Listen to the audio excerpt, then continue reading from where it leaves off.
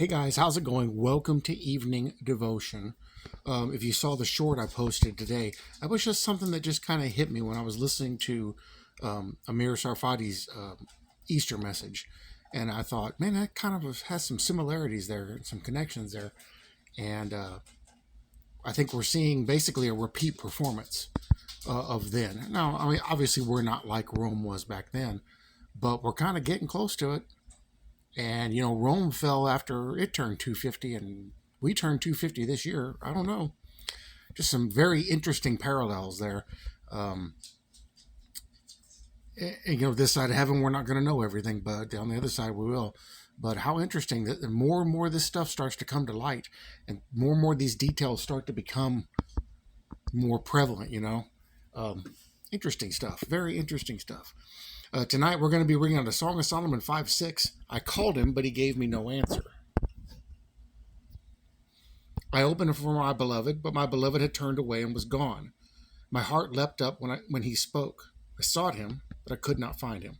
I called him, but he gave me no answer. That's the whole verse. So we'll go up to verse 1. I have come to my garden, my sister, my spouse. I have gathered my myrrh with my spice. I have eaten my honeycomb with my honey. I have drunk my wine with my milk. Eat, O friends, yes, drink, yes, drink deeply, O beloved ones.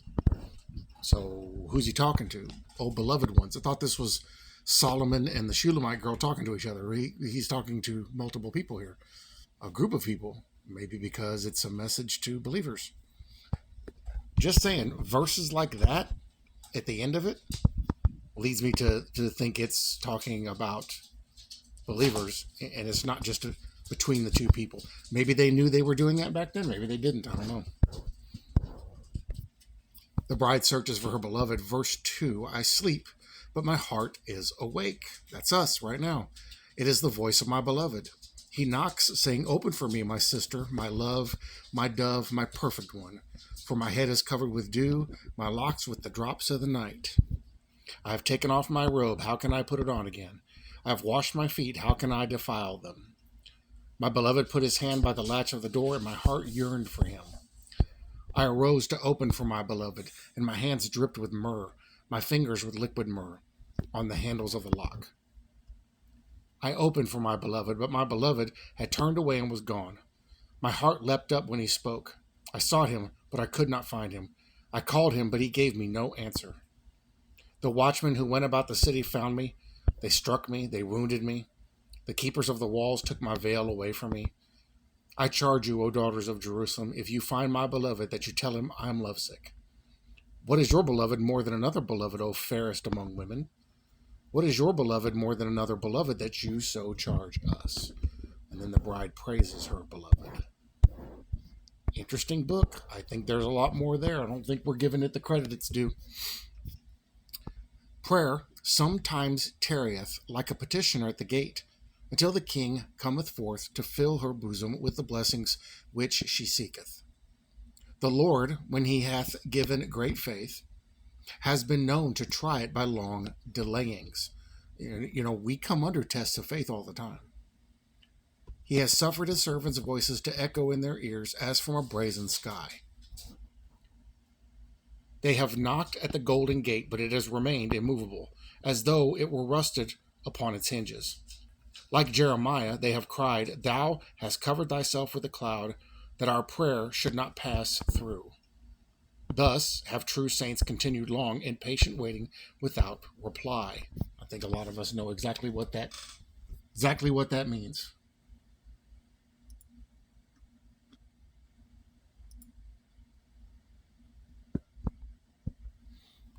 Okay. Not because their prayers were not vehement, nor because they were unaccepted, but because it so pleased him who is a sovereign, and who gives according to his own pleasure. If it pleases him to bid our patience exercise itself, shall he not do as he wills with his own? Beggars must not be choosers, either as to time, place, or form. So that would be us. If we're beggars, why do we get to dictate, what we receive and how we receive it? We don't. But we must be careful not to take delays in prayer for denials.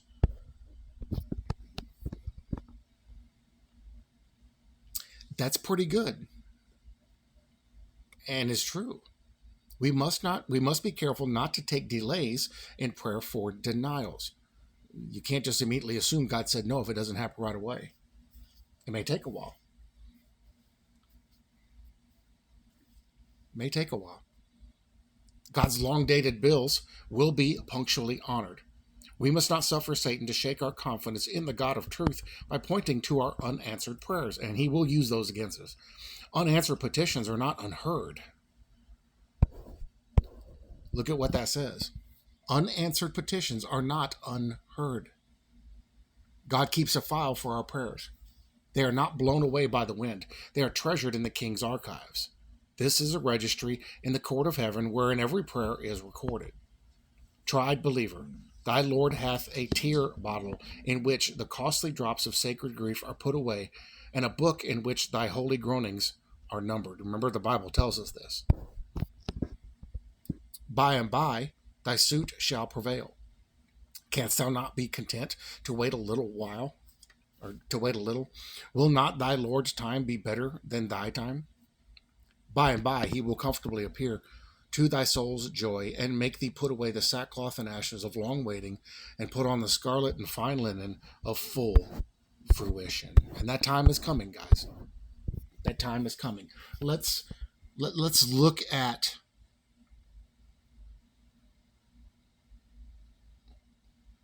let's think about what we're doing now, what we're waiting for,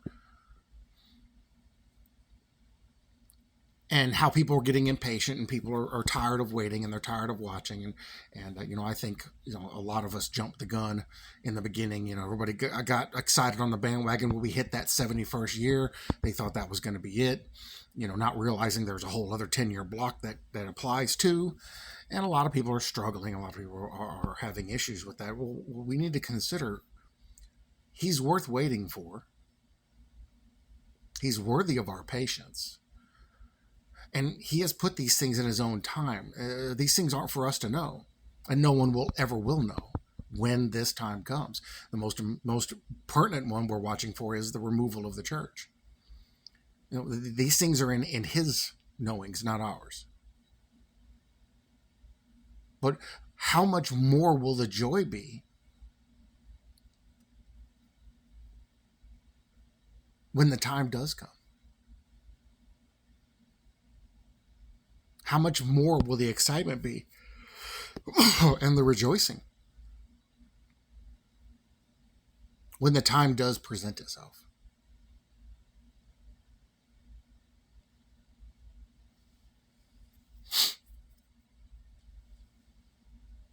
I think we would do well to stop and consider, when we get to that place where we're trying to, basically dictate how we want this to play out. We're basically just like the parable of the potter and the clay, trying to tell the potter, this is what I want to be, when he's the one that has his hands on the wheel and is doing the molding. But we're trying to tell him what we want to be. We don't get to do that. We're along for the ride, basically. And so if it goes this way or that way, it's not our call. If it goes a certain direction that maybe we don't like, or things don't happen the way we want them to happen, we've got to hold on and we've got to wait.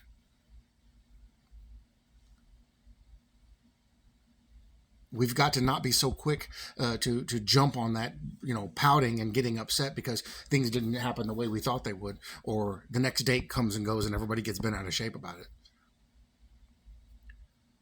We just have to wait for the Lord and be patient. And he tells us, be patient. It's it's a virtue. It's one of the virtues we're supposed to hold on to. Be patient and wait for the Lord.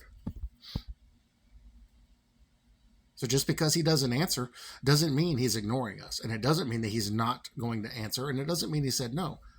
Just because he didn't answer means that the situation isn't right yet. The conditions aren't right. We're not ready. because he uses means to do his will. So he's worth waiting for.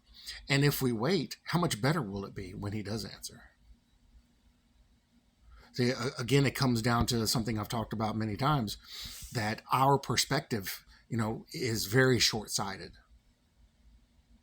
We're the ones struggling.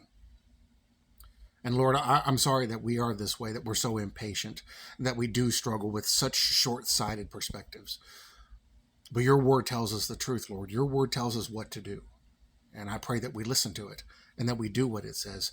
And, when you come, you find us eagerly expecting you. You find us waiting. You find us patient. Even though it may be an excited patience, you find us patient. And again, may we do this for your glory and to the praise and honor of your holy name. Guys, thank you for joining me for evening devotion. I apologize this morning. I uploaded morning devotion fairly early and set it to go public at 6 p.m. tonight. I don't know why I did that. I was thinking about I had to go feed horses, and I don't know why I put that like that, but I messed up, so I fixed it. So about 1 o'clock it was up. I apologize for that. I was distracted with other stuff. So be patient. Wait on the Lord. It's a real virtue, and I don't remember where the verse is, but I seem to recall a verse that talks about there's a crown for patiently waiting.